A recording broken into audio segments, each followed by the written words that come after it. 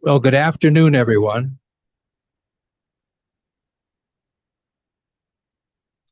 Well, good afternoon and welcome. It's so nice to see all of you here today and a great show of audience support for our star speaker today.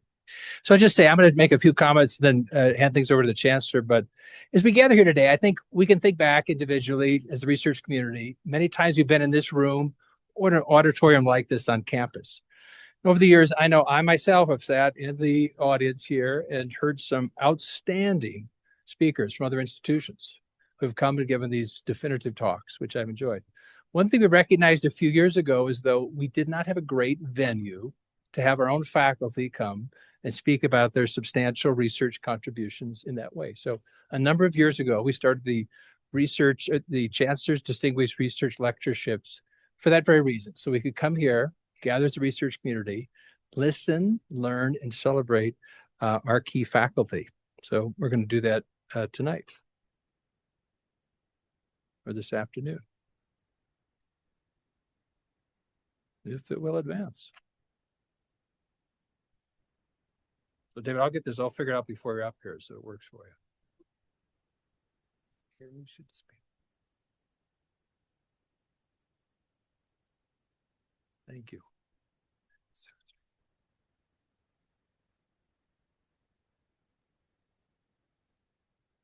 Okay, oh, there you go.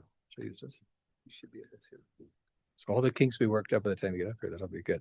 So the Chancellor's Distinguished Research Lectureship Award recognizes extraordinary research accomplishments from many disciplines, showcasing impact and innovation.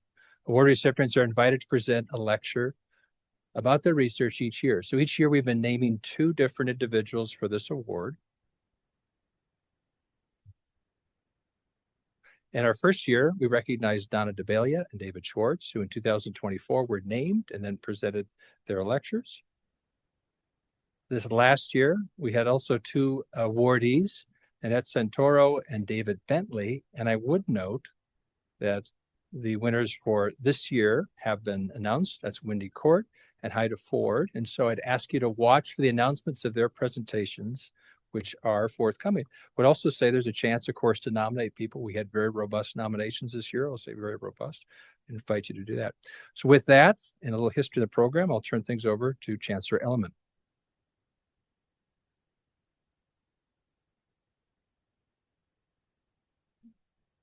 Thanks, Tom, and thanks all of you for being here. But this was entirely an initiative that Tom created, and I'm thrilled that he did, because I think it's a wonderful idea.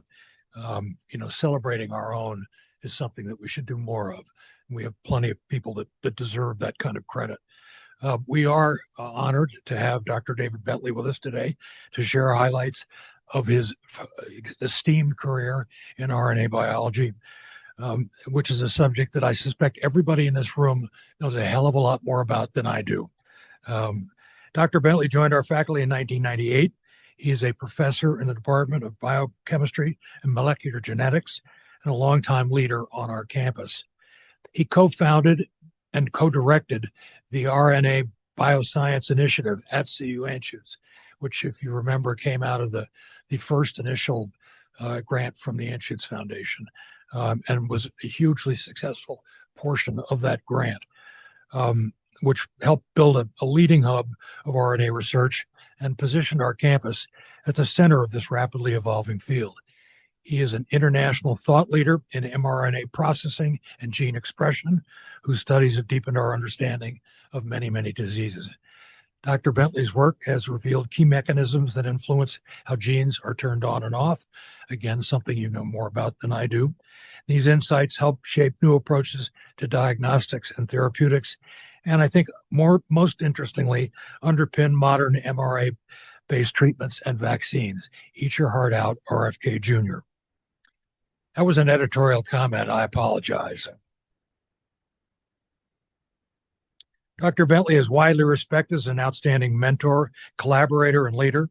His contributions have a lasting impact on his field and on the many scientists he's trained and inspired. He is a tremendous credit to our campus, and I know we're all eager. I am very eager to hear what he has to say.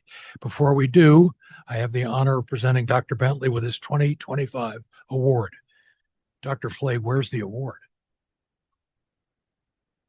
Ah, I could have looked.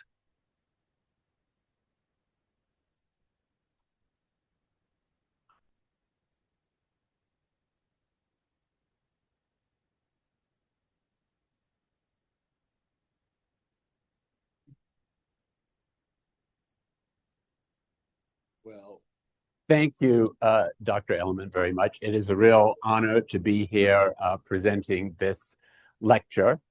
What I'm going to do is tell you about my scientific journey down a rabbit hole, much of it carried out here at CU, along with the enzyme that extracts information from our genes, RNA polymerase II.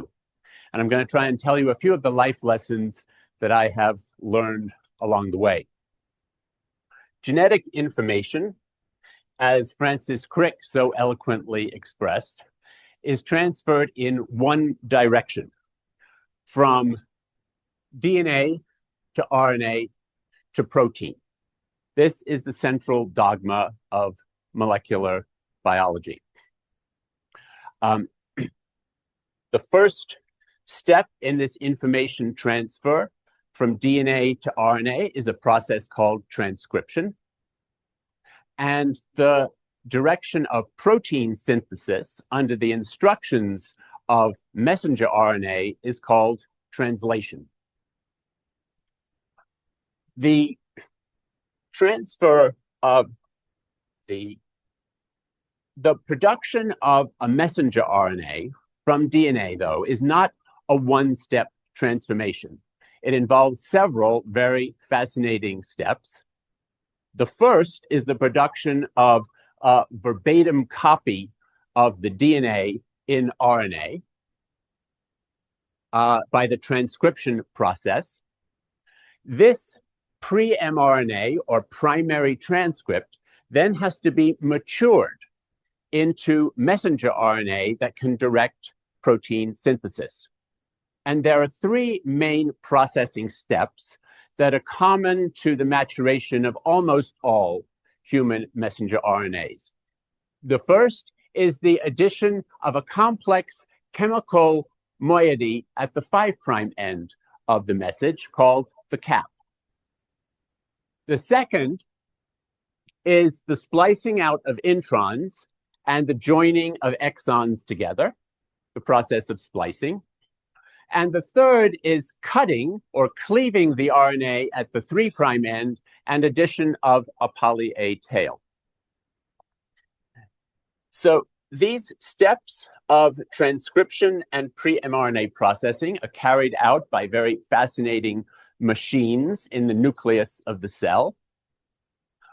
RNA polymerase II, the subject of my talk today, carries out transcription.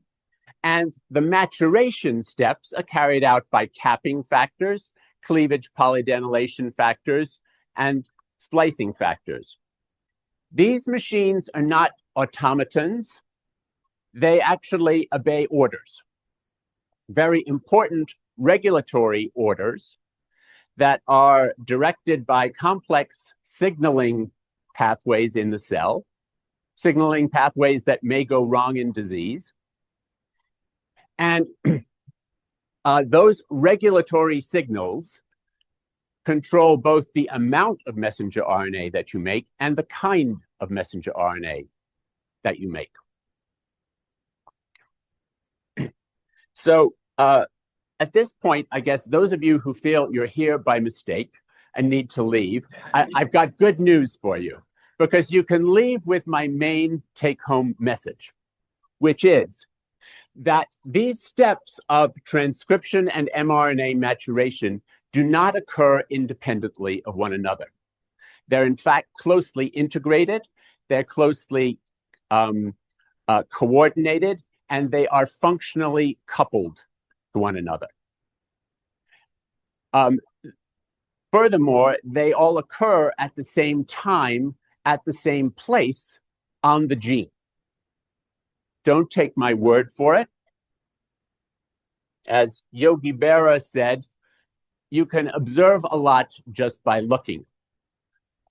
So here, if you look at a gene caught in the act of being transcribed by RNA polymerase II molecules that are moving along the DNA template, you can see RNA chains that are growing as the polymerase moves along the gene. And you can see that here, an intron has been recognized and looped out. And by the time the polymerase has traveled this short distance, it has been removed.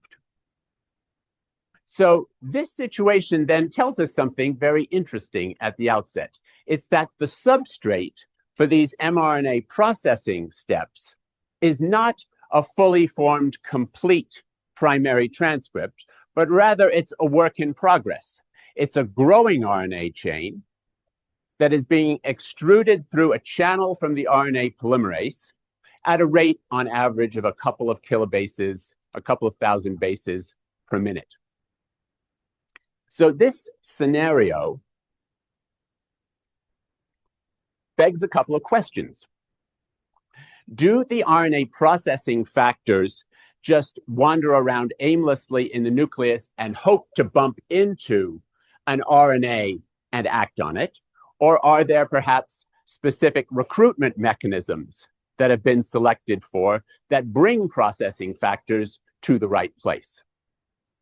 Secondly, is it a coincidence that transcription and splicing occur on similar timescales? Or is that actually important for the accurate and efficient production of messenger RNAs?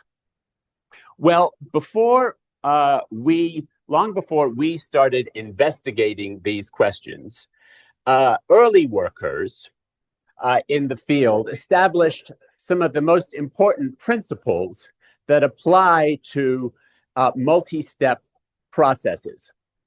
The first of those is, in a multi-step process, it's greatly advantageous to have the different steps coordinated with one another. Secondly, in order to enhance the efficiency and accuracy of the process, it's important to have recruitment mechanisms that bring the right components to the site of action at the right time. Thirdly, timing is important. The rates of different steps in a multi-step process need to be coordinated with one another in order for the whole process to occur in an efficient way. Finally, it's advantageous to have mechanisms, that deal with mistakes, which inevitably occur. And having ways of disposing of inappropriate products so that they don't accumulate and poison the system is also important. So building on the shoulders of these giants, we and others have investigated and discovered two types of coupling mechanisms that functionally link the production of the messenger RNA precursor, transcription, with the maturation of that precursor. And these coupling mechanisms work in space and in time. So we first stumbled upon spatial coupling mechanisms by accident. And I'll tell you about that first. And we found kinetic coupling mechanisms because we looked for them. And I'll tell you about that second. So to tell you about how we found spatial coupling mechanisms, I'm going to take a small diversion, take you back to the ancient times of the 1980s, when Mark Grodin and I, as well as several other labs, were studying how... Thank you. That's the first thing I was supposed to do when I stepped up here. I didn't even get that right. Back in the 1980s, we and a few other labs were studying how RNA polymerase II molecules are situated along genes. These are the pre-genomic days. Each lab had its own favorite gene to work on. And several of us found that RNA polymerase seemed to be localized on genes in a way that made very little sense at all. Because the RNA polymerase was all piled up right at the beginning of the gene, and there was hardly any in the body of the gene. So this was quite a head scratcher, and a favorite model that has dominated thinking now for 4 decades, even though I don't really think it's that correct, to explain this unusual distribution of the density of polymerase along genes goes like this. You initiate transcription, and then the polymerase travels a short distance and it pauses. It holds up there until it gets the signal to be released into productive elongation, where it completes synthesis of that primary transcript, the pre-mRNA. So around the mid-90s, we and others were puzzling with the big question of what is it that flips the switch between a polymerase that is stalled here at the promoter proximal pause site, don't ask me to say that 3 times fast, and productive elongation. And I had a pet idea that I was very attached to at the time. And that idea was that the switch was flipped by a phosphorylation of an interesting signature domain on the RNA polymerase itself, the C-terminal domain at the end of the large subunit of the polymerase. This is the archetypal intrinsically disordered region, or IDR, and it's composed of heptad repeats that look like this, that are phosphorylated and dephosphorylated during the transcription cycle. 2 of the principal phosphorylation sites are at serine 2 and serine 5. So my idea, which I was kind of married to at the time, was that phosphorylation signal on this C-terminal domain of the polymerase, a signature feature of RNA polymerase II, not any other RNA polymerases, was going to flip you from a paused polymerase into an elongating polymerase. So the brilliant idea was, if we chop the CTD off, then you couldn't flip the switch, and the RNA polymerase would have a lot of difficulty elongating. So that's what we did. Deleted the RNA polymerase and hoped very much to see a defect in transcriptional elongation and a problem producing a full-length RNA of this size. And you can see there was no problem whatsoever.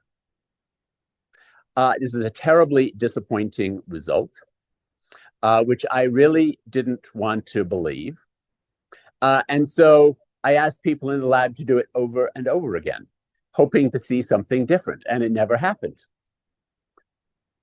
So finally, sat down, looked at the data, and tried to be unbiased about it, and realized that every single time we transcribed a plasmid, a gene on a plasmid with the polymerase that was truncated, we got an extra band right here. And eventually turned our attention to that band and asked, well, what is going on there? And realized that that band corresponded to RNAs that fail to terminate transcription at the end of the gene and keep going round and round the plasmid. So we knew that termination of transcription when you reach the end of a gene depends on recognition of the site that directs cleavage and polyadenylation of the messenger RNA. So Nova Fong in the lab did this key experiment to identify the origin of this mystery band. And that was to look at whether the So finally, we got this message. Life lesson number one that I actually learned the hard way and what she found was, indeed, when a gene is transcribed by truncated RNA polymerase, it fails to carry out the cleavage and polyadenylation reaction. So this was the closest I've had in my career to an epiphany, because it said we have mutated a domain in the RNA polymerase that synthesizes the RNA, and we've got a problem with the processing of the RNA transcript that the polymerase is making, arguing there is a coupling mechanism that links the machine that carries out transcription with the process of messenger RNA maturation, at least by cleavage polyadenylation. We went on to investigate whether the C-terminal domain of the RNA polymerase influenced any of the other of the three major mRNA processing steps, and found that, in fact, if you delete the CTD, you have a problem with capping. You have a problem with splicing. And as I've just shown you, you have a problem with cleavage and polyadenylation. So all three of the major mRNA maturation steps depend on a domain of the RNA polymerase. So the RNA polymerase is, in a sense, determining the fate of the transcripts it makes.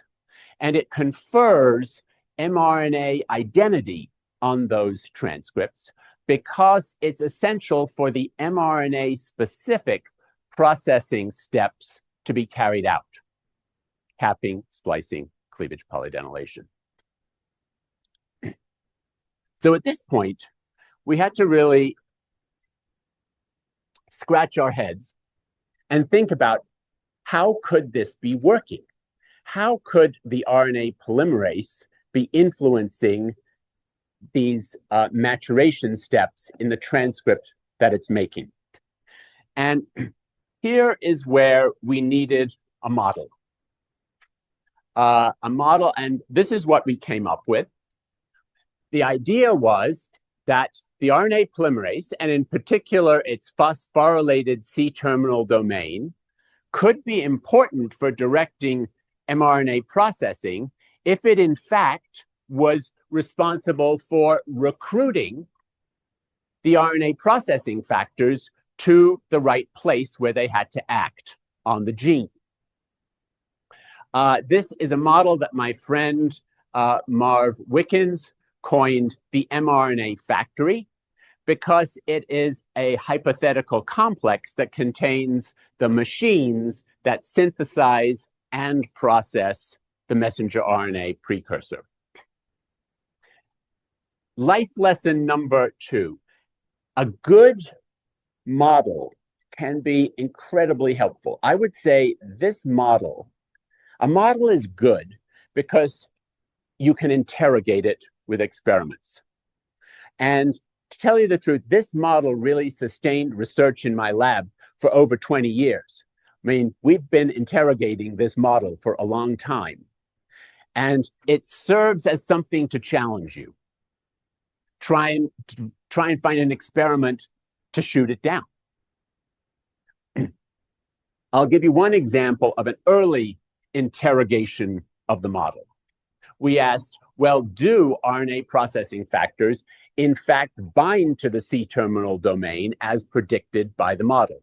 And this is an experiment where we looked for binding in the test tube. By immobilizing the C-terminal domain, either in its non-phosphorylated or its phosphorylated state, or a mutant version, or an irrelevant protein, onto a column, pouring helinuclear extract over the column and asking what stuck. And what we found is that, in fact, cleavage and polyadenylation factors bind directly or indirectly to the wild type C-terminal domain, phosphorylated or non-phosphorylated, but they do not bind to a mutant domain where we mutated one of those 7 residues in the heptad repeat. Other proteins, other transcription factors do not bind. So based on these and many other experiments that we and other labs did, we were able to develop a model for how spatial coupling between transcription and processing works, which integrates the dynamic phosphorylation and dephosphorylation of the CTD with the dynamic binding and release of different mRNA processing factors. So what we found is that during the initiation phase of transcription, early, the CTD is preferentially phosphorylated on serine 5 residues. That confers binding of the capping enzymes that modify the 5' end of the RNA transcript. As the polymerase travels along the gene, the constellation of phosphates on the CTD changes so that by the time it reaches the 3' end of the gene, phosphates on serine 2 residues are favored. And we and others showed that that favors the recruitment of cleavage polyadenylation factors, which can then be brought on board at an appropriate time for them to act and process the RNA at the poly-A site. So that's all I'm going to say about how we stumbled upon spatial coupling. Now we went back to our model and thought about how can we interrogate it further. We knew that the speed of transcription is not a constant. It varies from less than 0.5 kb per minute to more than 5 kb per minute. It varies in between genes. It varies in between regions within genes. So could it be that the speed of the polymerase influences the processing of the RNA that is being made? Could it influence that co-transcriptional process?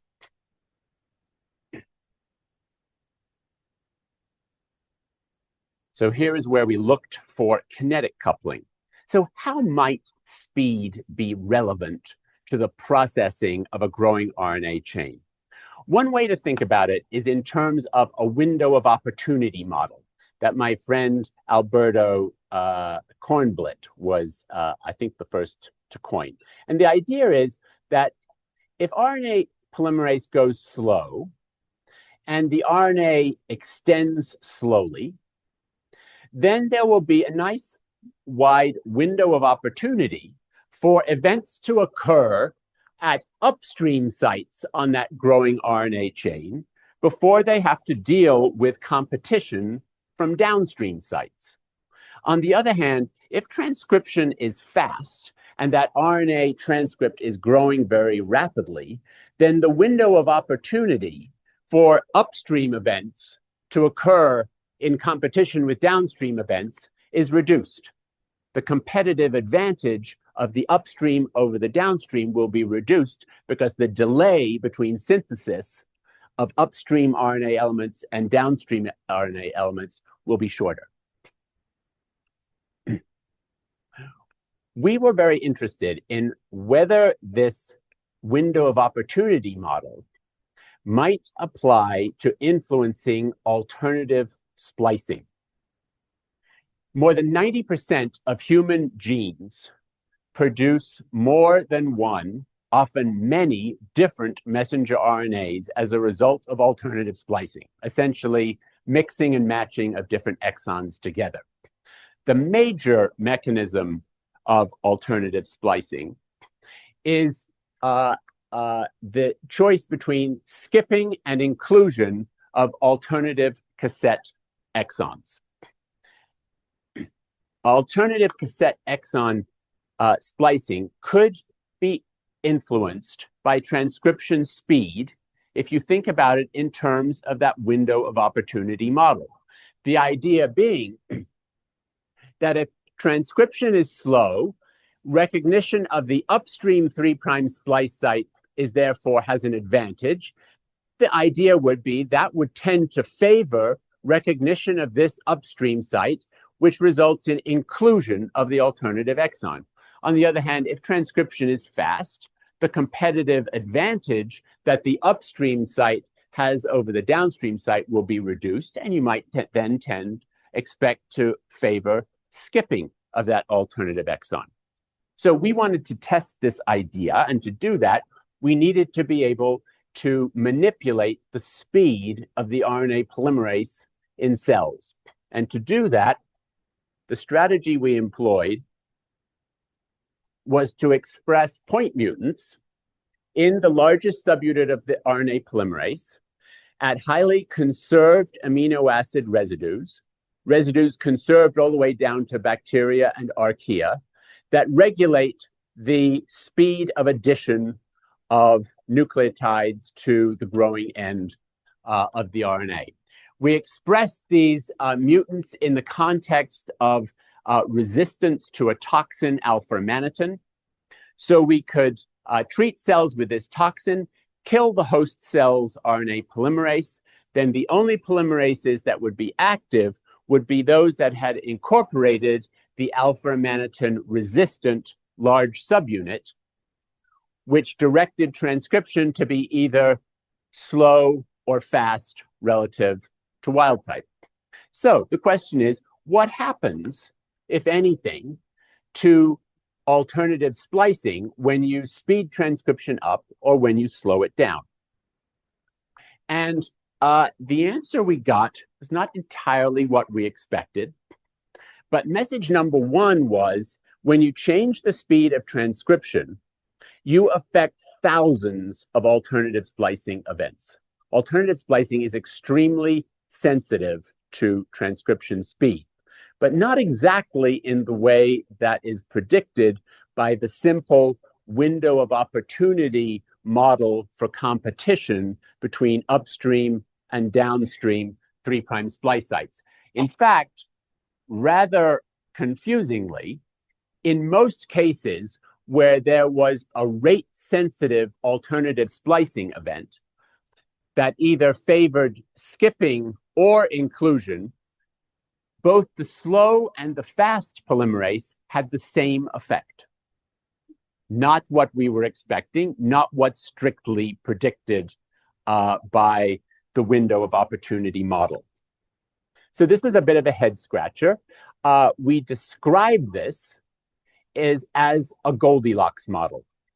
So the observation is that if transcription goes too slow for these alternative splicing events, you get an abnormal, suboptimal splicing output. Same thing if transcription goes too fast. Transcription has to go at just the right rate in order to get the correct splicing result. What this argues is that during evolution, there seems to have been some type of a tuning between the transcription machinery and the splicing machinery, some type of co-evolution of these two machines involved in mRNA biogenesis so that they play together nicely.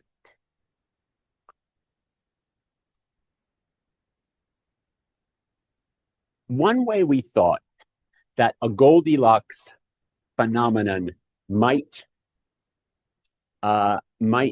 occur here is through the effect of transcription speed on the way a growing RNA chain folds.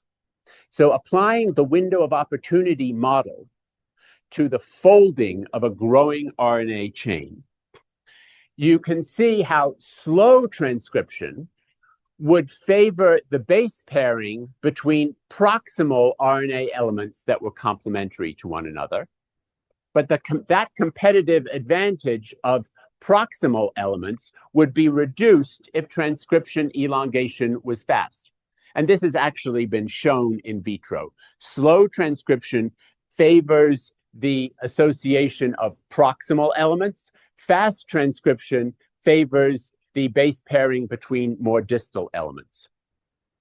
The way a growing RNA chain folds, it has great importance for how a pre-mRNA is processed, because it governs whether important elements in the RNA, splice sites, or the sites of binding of RNA binding proteins, it governs whether those sites are available and presented in RNA loops or sequestered away and unavailable in RNA stems. So we wanted to be able to compare how growing RNA chains fold when they're made by a normal polymerase, wild-type polymerase, versus a polymerase that had been slowed down. And to do that, Hossein Shinasa, a postdoc in the lab, developed a method of capturing RNA structures in nascent RNA chains made by wild-type polymerase or slow polymerase. The way he captured them was using a reversible crosslinker called psoralen, which binds to and covalently stabilizes RNA stems. And we used a special version of psoralen, a bifunctional molecule that crosslinks, but also has a biotin handle on it. Using that handle, Hossein could pull out and purify those RNA stabilized cross-linked RNA hybrids and process them to make RNA sequencing libraries and sequence them. And in that way, compare the RNA stems that were made by wild-type polymerase with the RNA stems made by slow polymerase. So doing that, he found several hundred RNA structures that lie in close proximity to elongation rate sensitive splicing events. And then we asked whether a number of those were actually important for splicing. So here's an example of a rate sensitive splicing event. This exon in the MEGF8 gene is preferentially skipped by wild-type polymerase and included by the slow polymerase.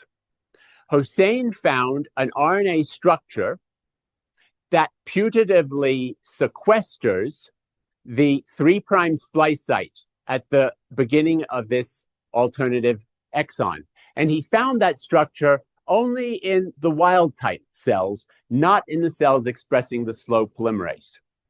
Is this RNA structure of functional importance?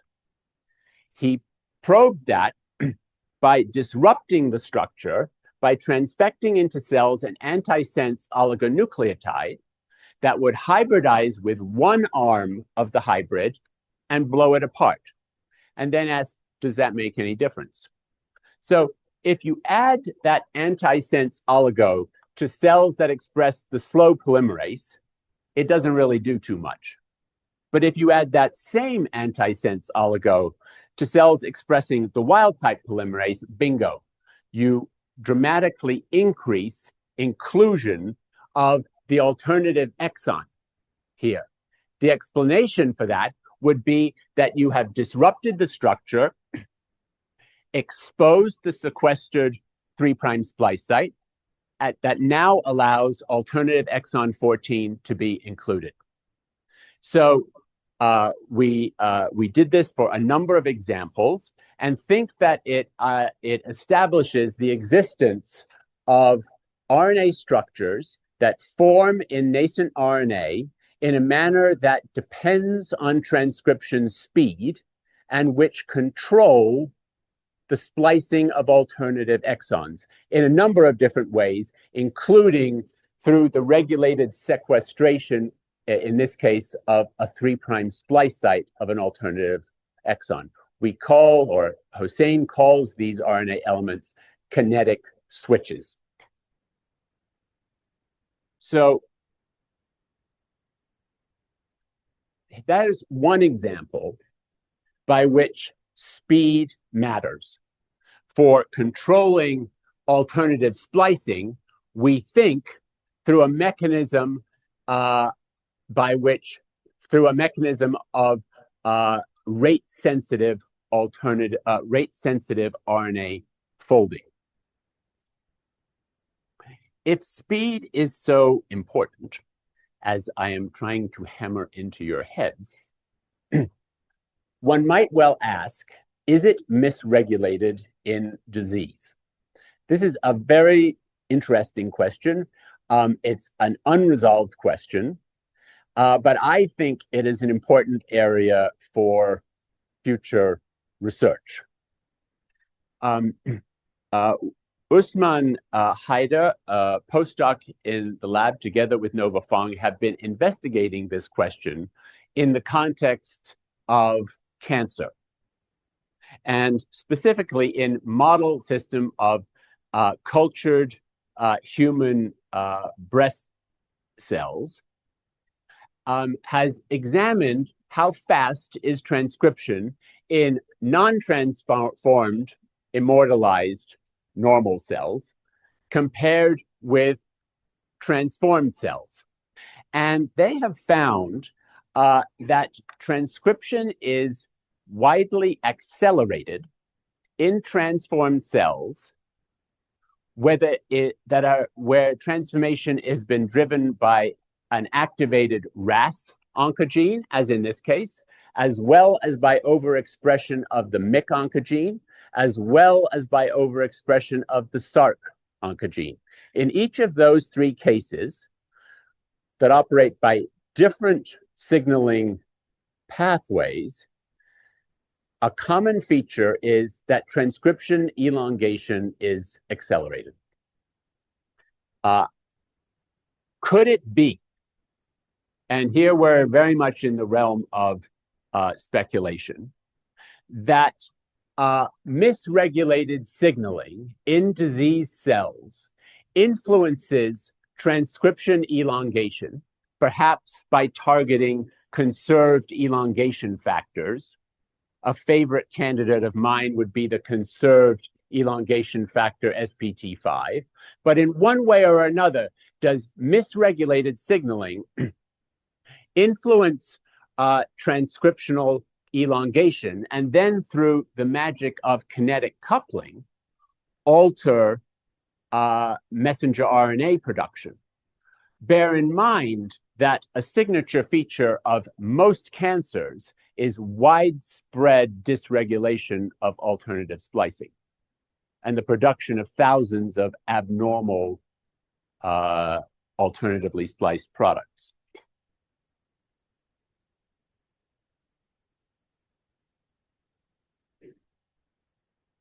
Where am I here? So,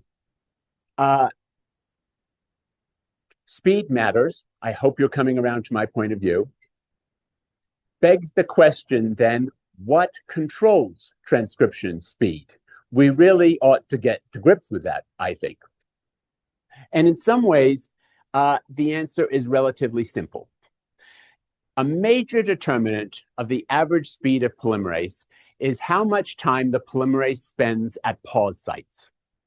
If you compare in this beautiful in vitro single molecule experiment, polymerase that is moving fast with polymerase that is moving slow, the major difference is the amount of time the polymerase spends at pause sites. Those are the red lines. The speed of elongation in between pause sites is relatively constant. So the problem then resolves to understanding pausing if you want to get to grips with what controls speed. Now, fortunately, as a result of a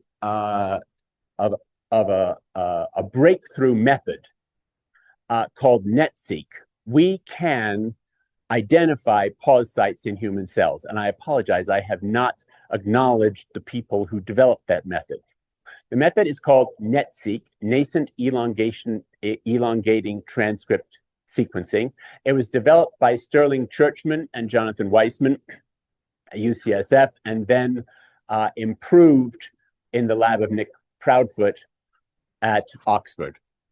What this method allows you to do is to localize polymerase on genes precisely with single base resolution. You know exactly where every polymerase is, pretty much. And a pause site you can then define as an individual nucleotide position where the RNA polymerase piles up a certain amount. And Ryan Sheridan in the lab developed a very powerful pipeline for us to analyze this process of pausing.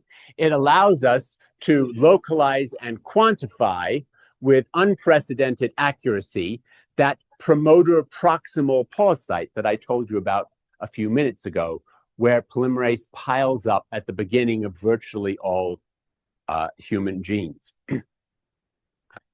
Now, control of transcription elongation at the promoter proximal pause site has for many years been thought to be a critical regulator of gene activation. The idea being that when a gene is off, we're going to look here as an example at a hypoxia-inducible gene called NDRG1.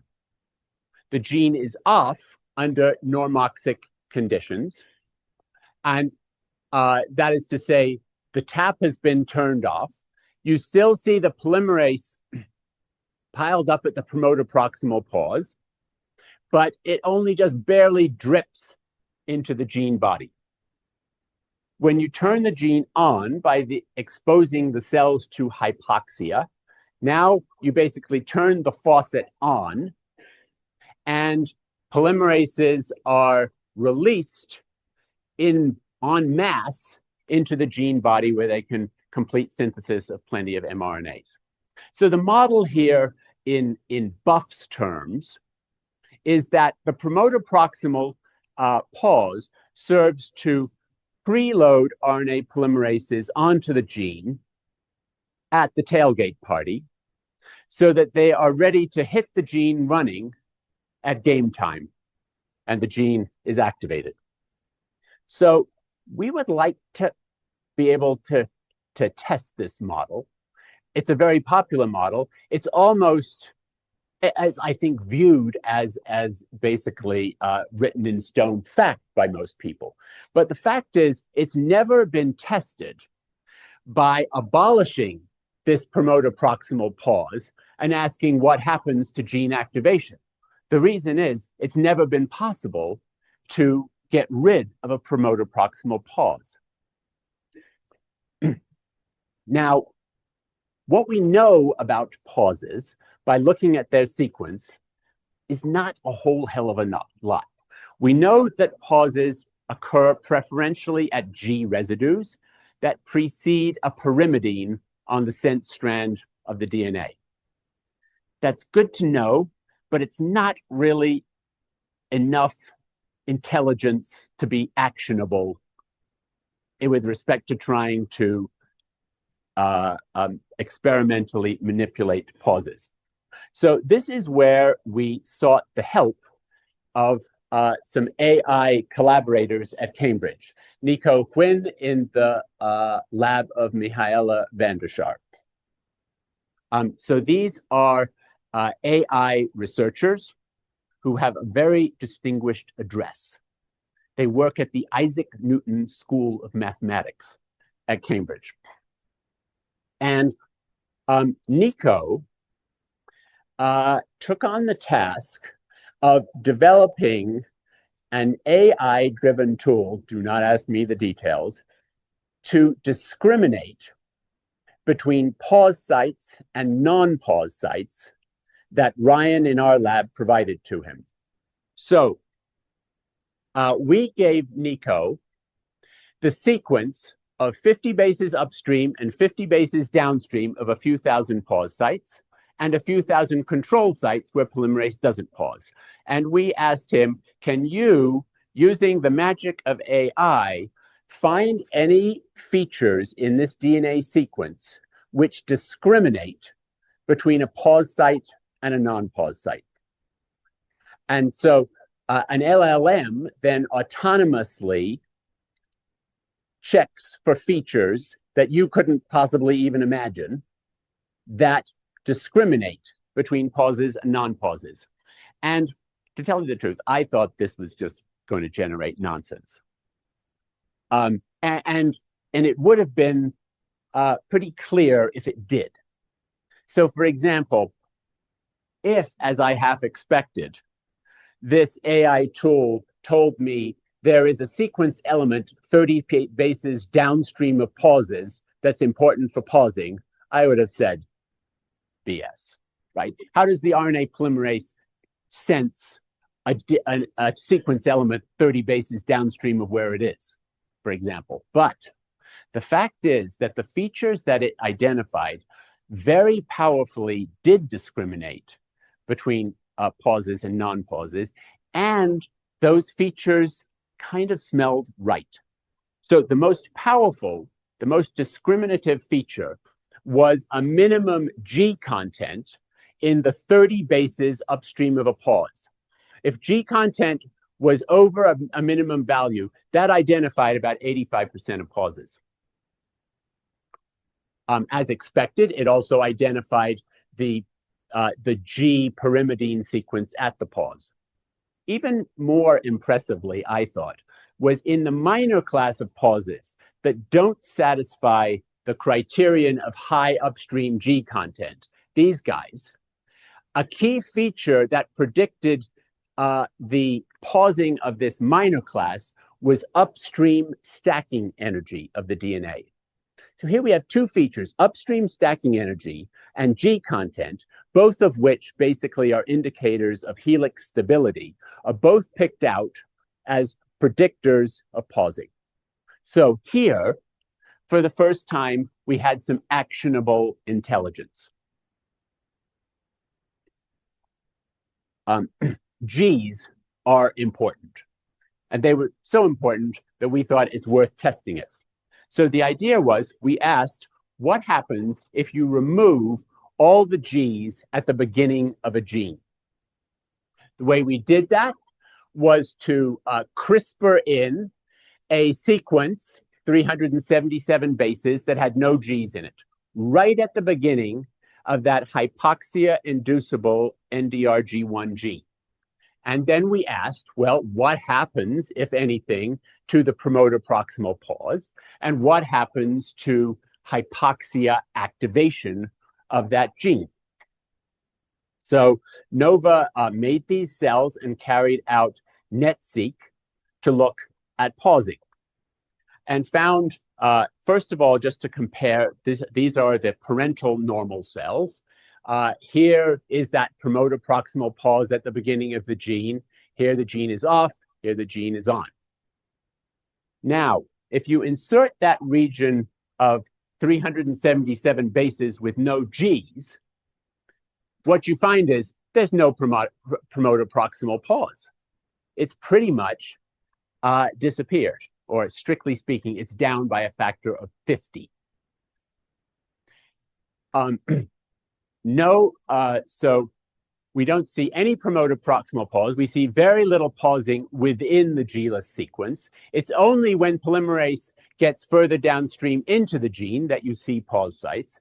And furthermore, at the sequence where the promoter proximal pause normally occurs, there's no pausing if the RNA polymerase has the experience of having elongated through a G-less region. We also noticed, unexpectedly, that after inserting a G-less region, the gene seemed to be super activated in response to hypoxia. There's a lot more polymerases making it into the gene body here than here. We wanted to check that there wasn't anything funny going on, so we flipped the G-less cassette around. Now it's a C-less cassette. The promoter proximal pause comes right back. So this establishes that, as predicted by our AI model, G's are critical for for polymerase pausing, including at the promoter proximal pause. We now have a situation where we've got rid of the promoter proximal pause, and we can ask, well, what difference does that make for gene activation? And the fact is, not only does it not prevent gene activation, it actually, in this case, enhances gene activation. We get a very healthy 20-fold activation of this gene, of the parental gene, in response to hypoxia. And after putting in that G-less region, we now get over 90-fold activation. So the favorite old theory about how the promoter proximal pause and the preloading of polymerase there was something that was necessary for rapid and robust gene activation was a good idea, but I don't think it's any more than that. I would say that this little example is a glimpse of what molecular biology is going to be in the very near future, where scientists are working in collaboration with AI agents, co-pilots, and where an agent analyzes your data, suggests hypotheses, and then kind of ironically, it's the AI agent prompts the experimenter to do the experiment. In summary, I just want to tell you about that transcription and processing are very intimately linked by spatial and kinetic coupling mechanisms. I've told you details of one or two of them, and about how transcription speed is so critically dependent on control of pausing, an area that's still a very active area that we don't completely understand, but have recently found out that Gs and the response of polymerase to Gs is something that's of a great importance. So now here is the part of the talk that I enjoy the most, where I get to acknowledge people who have influenced me, people who I have enjoyed working with, people who I've learned from. First of all is my scientific hero, Fred Sanger. Fred, I would argue, is the single scientist who contributed more to our understanding of the central dogma than anyone except Crick. He's the person who first sequenced a protein. He's the person who first sequenced an RNA. He's the person who first sequenced DNA. He's shown here at his second Nobel Prize party, a party where you can see security wasn't great. I mean, some guys got in who were just there for the free champagne. I want to acknowledge mentors of mine, Hal Weintraub and Mark Grodin, my mentors when I was a postdoc, and an important mentor later in my career here, the guy who hired me here. I'm very grateful and thankful to have worked with wonderful colleagues over the past almost 30 years, to have had a great home in the Department of Biochemistry and Molecular Genetics, and to have been here as our community of RNA biology has grown. And I'm very grateful for the support of the school for the RNA Biosciences Initiative, which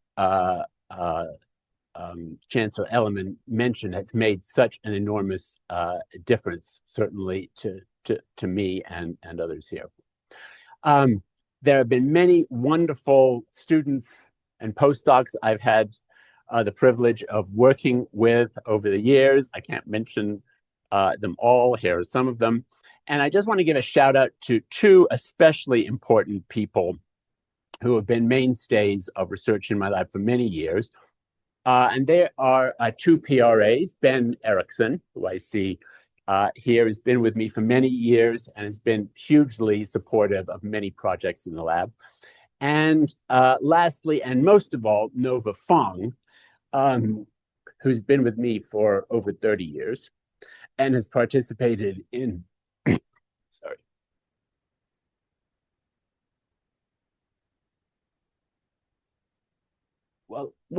Sorry. I wouldn't be here without her. It's as simple as that. And there've been kind of odd and slightly annoying things about our relationship over the years. One is that I went to a pretty fancy university. I've got a number of extra letters after my name. Nova didn't go to university. She has no letters after her name. Yet, week after week, year after year, Nova is always proving me wrong. So I owe her a lot. I also owe thanks to you for your attention, and I'd be very happy to answer any questions you might have.